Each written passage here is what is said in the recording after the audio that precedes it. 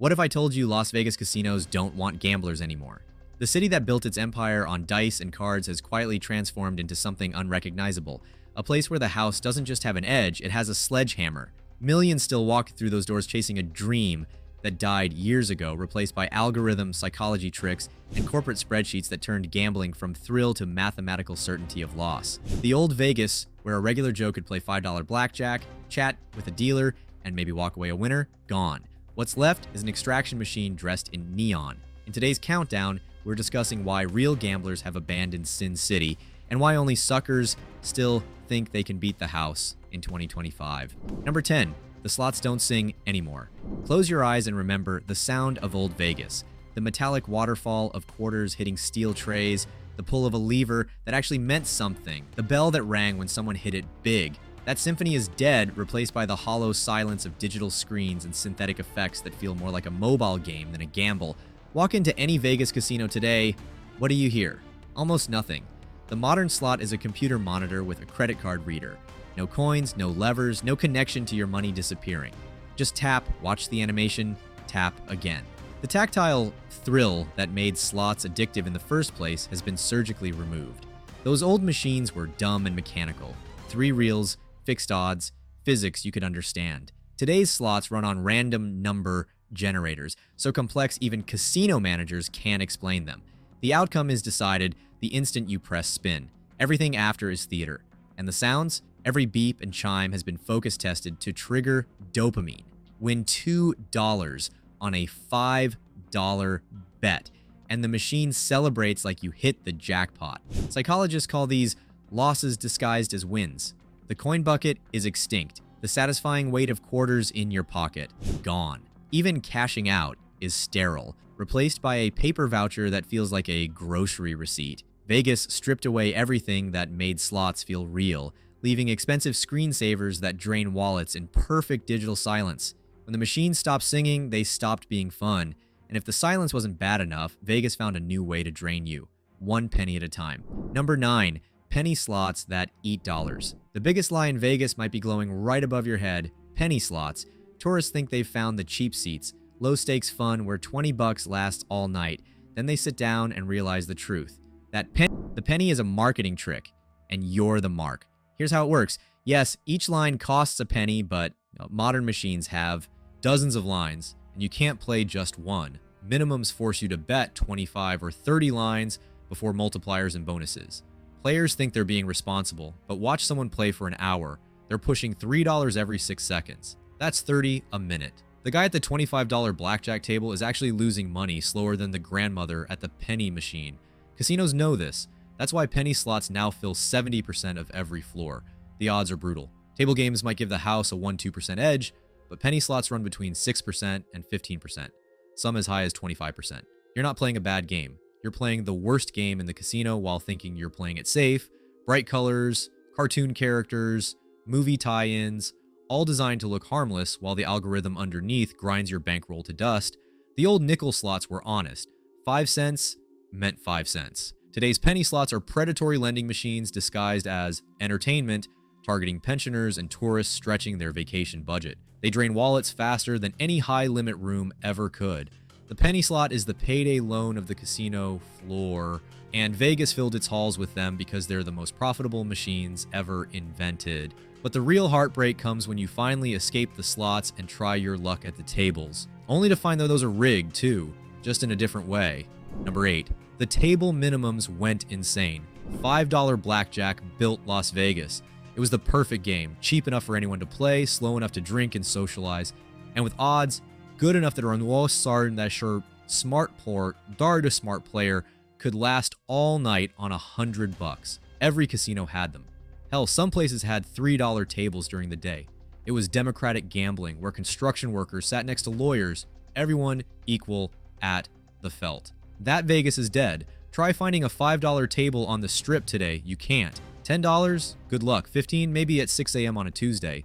The new normal is $25 minimum, and that jumps to $50 or $100 on weekend nights. The Venetian and Wynn start at $50 even on slow afternoons. For a game that used to be the everyman's entry to Vegas, blackjack has become exclusively for the wealthy or the reckless. While they raised the minimums, they also destroyed the odds. Almost every low-limit table now pays 6 to 5 instead of 3 to 2, tripling the house edge. So you're paying 5 times as much to play a game that's 3 times worse. Casinos claim higher minimums are due to rising costs. What costs? The cards are the same, the dealers make the same wages, the lights use the same electricity. The only thing that changed is greed. Vegas executives figured out that one tourist with money beats 10 locals with smaller bankrolls. The working class gamblers who built this city, who gave it soul, they're not welcome at the tables anymore. And if you think the casino still shows loyalty to the few players left, wait until you see what they did to comps. The one thing that used to make you feel valued.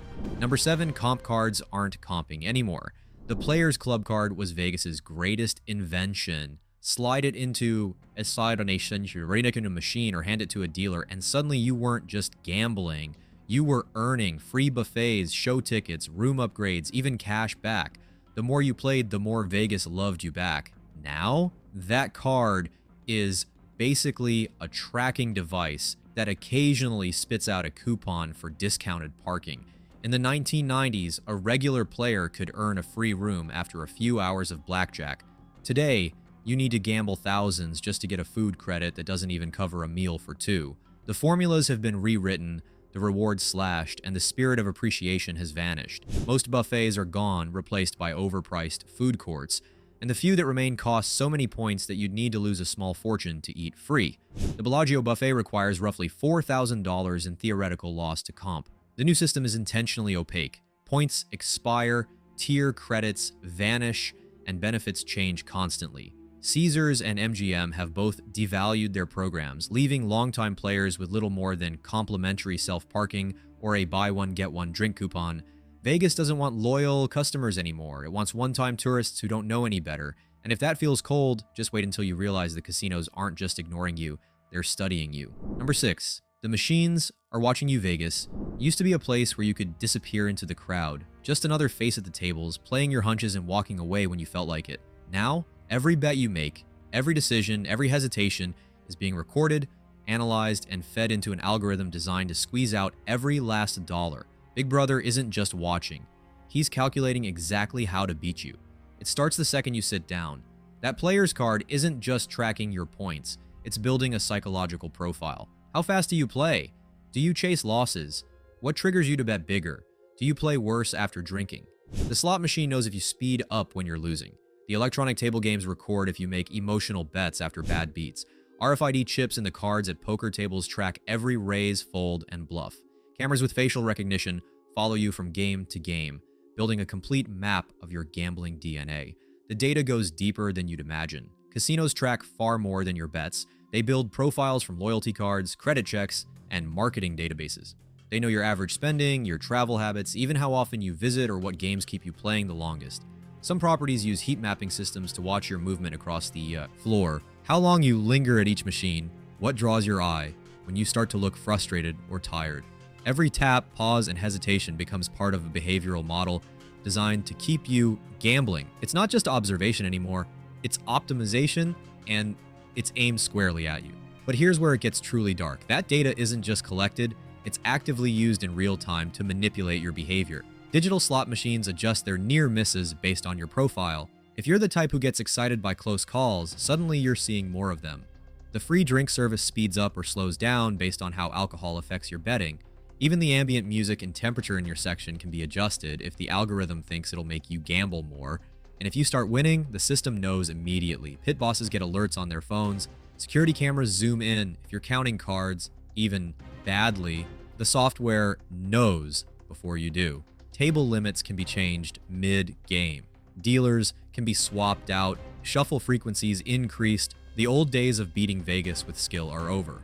Now you're not playing against the house. You're playing against a supercomputer that knows more about your habits than you do. The surveillance state of modern Vegas isn't about security, it's about control. Every camera, every sensor, every tracking device has one purpose: making sure you lose the maximum amount of money in the minimum amount of time. You're not a player anymore. Your data being harvested. But the surveillance doesn't stop at you. It's crushing the people dealing the cards too. Number 5. The dealers aren't storytellers anymore. The old Vegas dealer was part therapist, part entertainer, part confessor. They knew the regulars by name, remembered your kids' birthdays, and genuinely celebrated when you hit a hot streak. They'd tell you stories about the mob days, share tricks for better odds, even warn you when you'd had too much to drink. These weren't just employees, they were the soul of the casino, the human connection that made losing feel less lonely and winning feel like you'd beaten a friend at cards. That dealer is extinct. Today's dealers are terrified employees operating under constant surveillance. Every word, gesture, and facial expression is recorded in 4K resolution. They're timed on their shuffles, measured on their deals per hour, and written up for any deviation from corporate protocol. Smile too much? That's suspicious. Chat with a player? That's slowing down the game. Give advice about strategy? That's a fireable offense. The corporations have turned dealers into automated card dispensers who happen to be made of flesh. The pressure is crushing. Dealers face mandatory quotas for hands dealt per hour.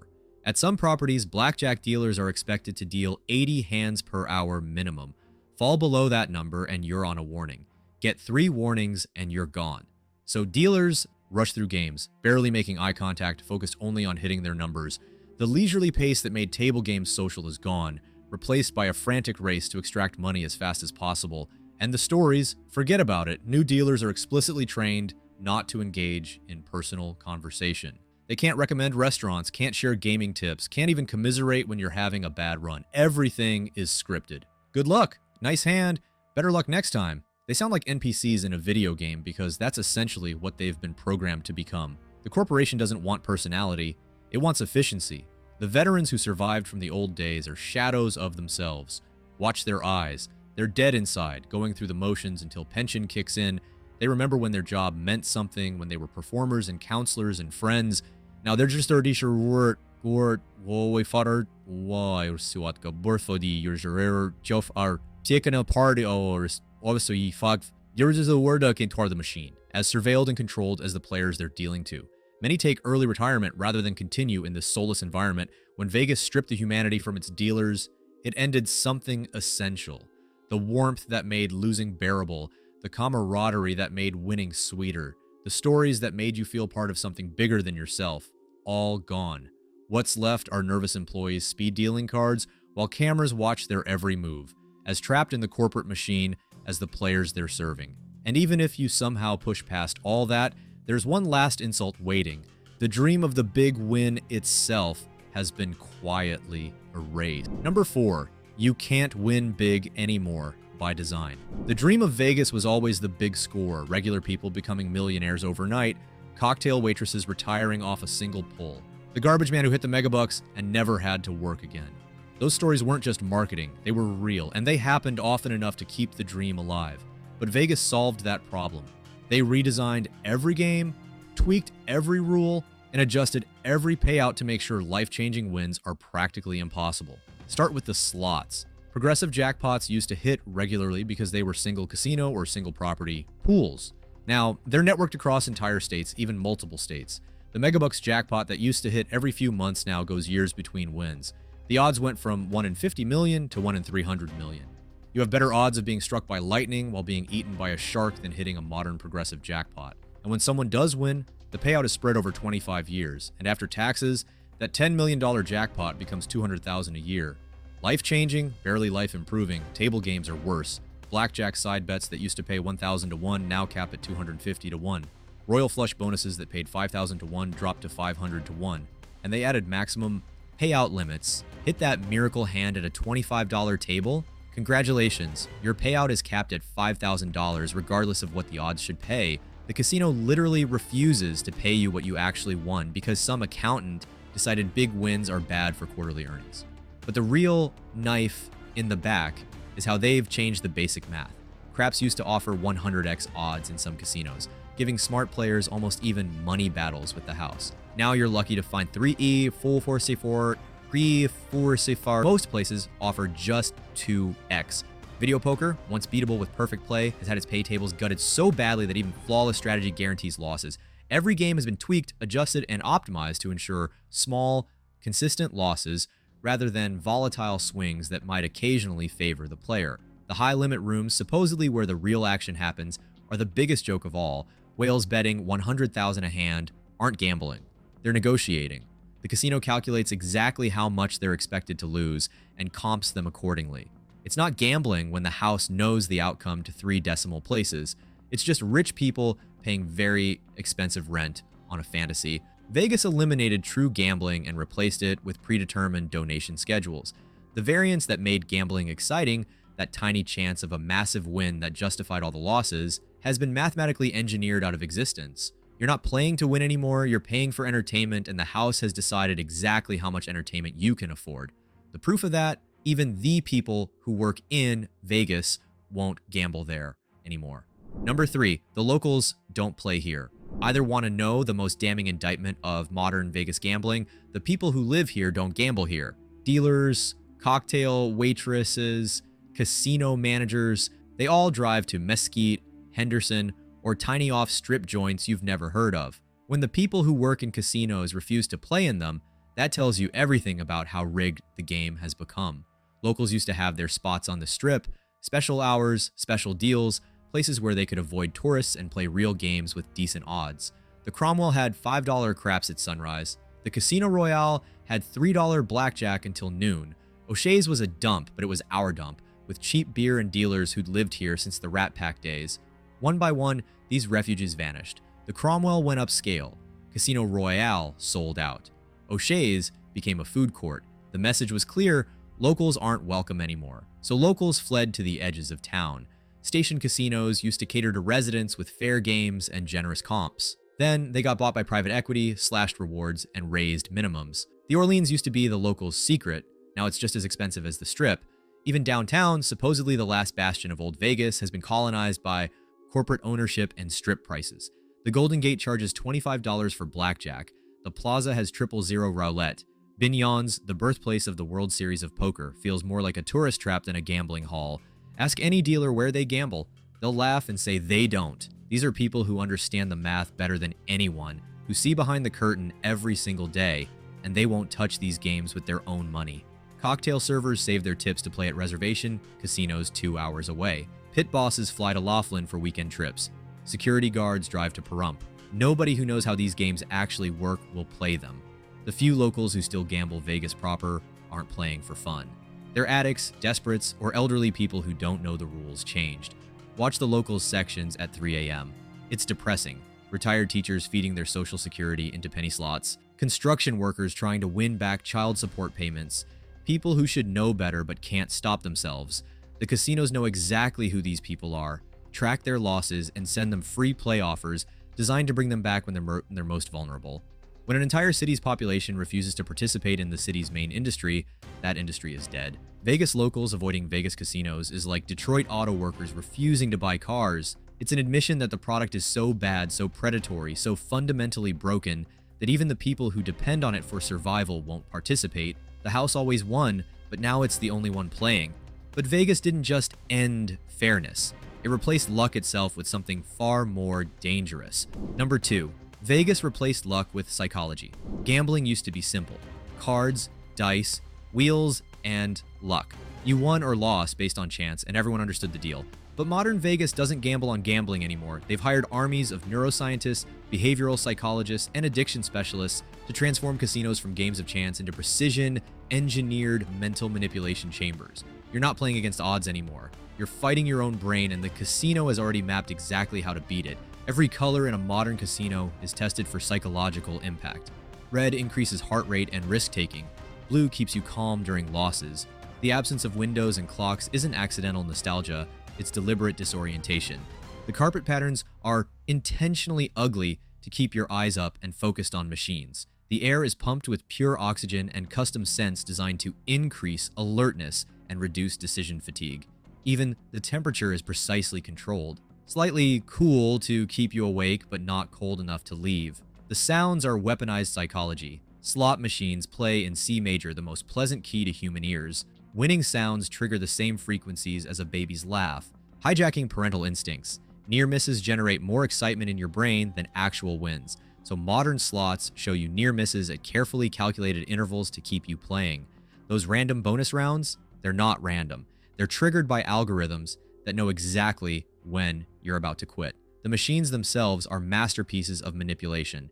They use variable ratio reinforcement schedules, the same psychology that makes cocaine addictive. The reels slow down dramatically when big symbols appear, building anticipation even though the result was determined before they started spinning.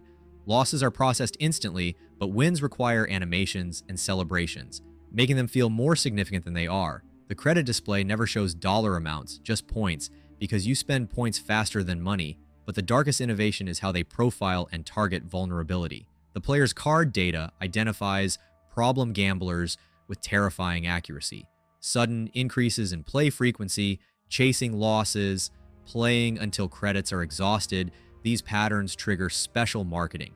Addicts don't get help, they get free rooms during rough patches, free play credits when they try to quit, VIP hosts who text them during vulnerable moments. The casino knows when you're weakest and strikes precisely then. Even the layout is psychological warfare.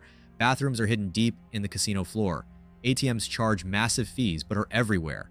The path from parking to elevators forces you past hundreds of machines. Table games are arranged so you can't escape without passing slots. Every design decision has one purpose: keeping you gambling longer than you intended for more than you can afford, even when every rational part of your brain screams stop. Vegas discovered it's more profitable to hack human psychology than offer fair games. They're not casinos anymore.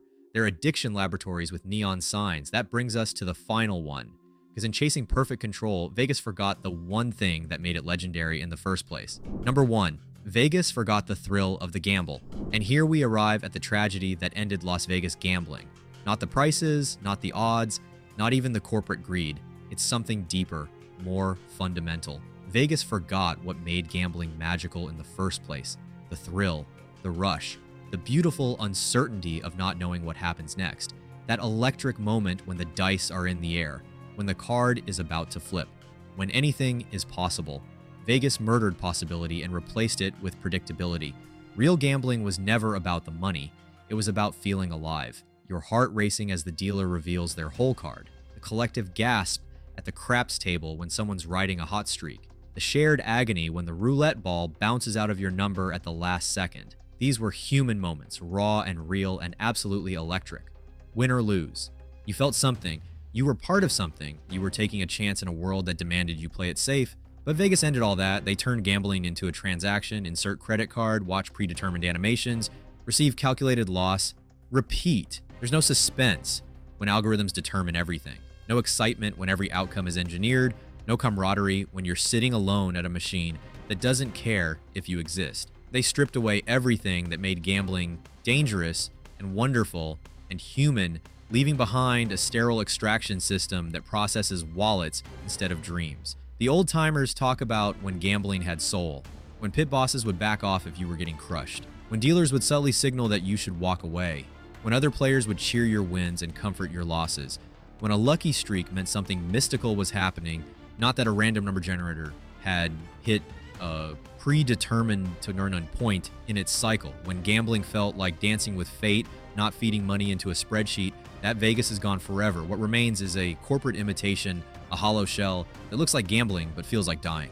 The consultants and executives who run modern Vegas don't understand that people didn't come here to slowly lose predetermined amounts. They came to feel alive, to test themselves against chance, to believe, for just a moment, that ordinary people could beat the house, beat the odds, beat life itself. But when you remove the possibility of truly winning, when you eliminate real chance and replace it with engineered extraction, when you turn every game into a guaranteed loss disguised as entertainment, you haven't just ended gambling, you've ended hope. And a casino without hope isn't a casino at all. It's just a very expensive arcade where all the games are rigged and the prizes are always out of reach. If you still think you can beat modern Vegas, if you still believe the dream they're selling, then congratulations. You're exactly the sucker they built this whole system to catch. The rest of us, we've already cashed out.